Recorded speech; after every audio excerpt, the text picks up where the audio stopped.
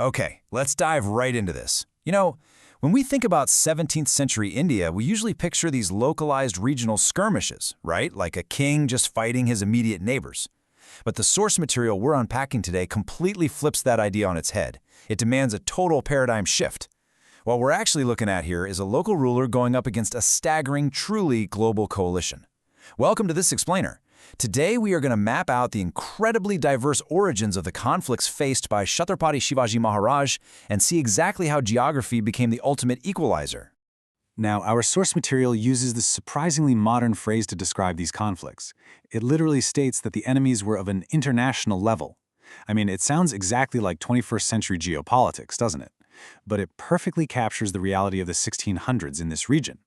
We're talking about massive forces being pulled from vastly different continents and cultures, all just to suppress one local army. To really wrap our heads around this history, we have to understand the unprecedented weight and the sheer scale of the adversaries involved here. Just think about the geographic spread of this threat. It is wild.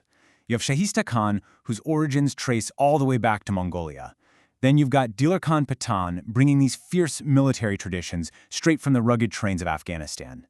Siddi Johar and Siddi Masood, they hailed all the way from Africa. And finally, Daud Khan Qureshi, arriving from Arabia. I mean, we are looking at this massive net cast from East Asia right through Central Asia, across the Middle East, and all the way to the African continent.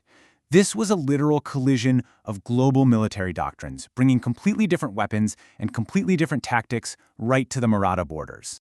And here's the crazy part. This pressure wasn't just some one-off event. It was a continuous, unrelenting influx. Take the famous Surat campaign, for example. While actively on the move, Shivaji Maharaj encounters Daud Khan Qureshi, who is representing heavy Arabian military might.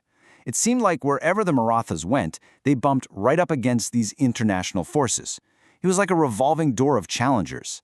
Just imagine the immense logistical adaptability you'd need to face an Arabian force in one campaign, and then immediately turn around to deal with Afghan tactics in the next. Absolutely mind-boggling. So how on earth did a local force deal with these well-funded, highly diverse armies? Well, the source text regarding Kartalab Khan gives us a pretty colorful answer. It notes that he was caught in the dense jungle, and, using a very conversational phrase from the text, he was beaten heavily, or kubdoyeta, which basically means he was completely washed out. It's a great moment of levity in the historical record, but it hits the nail on the head regarding a critical strategic reality.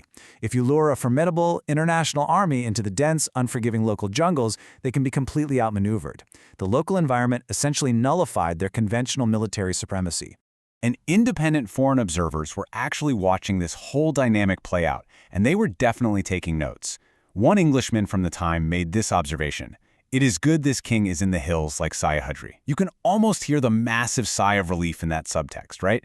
This outside observer is basically validating that the greatest tactical asset against this huge coalition was the Sayahadri Mountains themselves. Think about it. Had this conflict played out on the open plains, the operations of European powers, and honestly the entire map of India, might have looked drastically different. And this brilliantly illustrates the core conflict we're talking about today. On one side of the board, you have the massive scale of these international invaders, drawing resources and manpower from Mongolia all the way to Africa. But on the other side, you have the impenetrable Sayadri Mountains. It was the ultimate clash of global might against hyper-local geographic mastery. Sure, the invaders had the sheer numbers and all that international backing, but knowing every single mountain pass and hidden valley, that turned an insurmountable global threat into a completely manageable tactical puzzle. Ultimately, this leaves us with a really profound question to ponder based on the source data. What is greater, global might or the geography of the Sahyadris? That right there frames the entire David versus global Goliath narrative of Chatrapati Shivaji Maharaj. We've seen the incredibly diverse origins of his enemies today, and we've seen exactly how a masterful understanding of local terrain completely leveled the playing field. So think about that final question. Consider how geography literally shapes destiny, and keep exploring these incredible strategies of the past. Thanks so much for joining me on this explainer.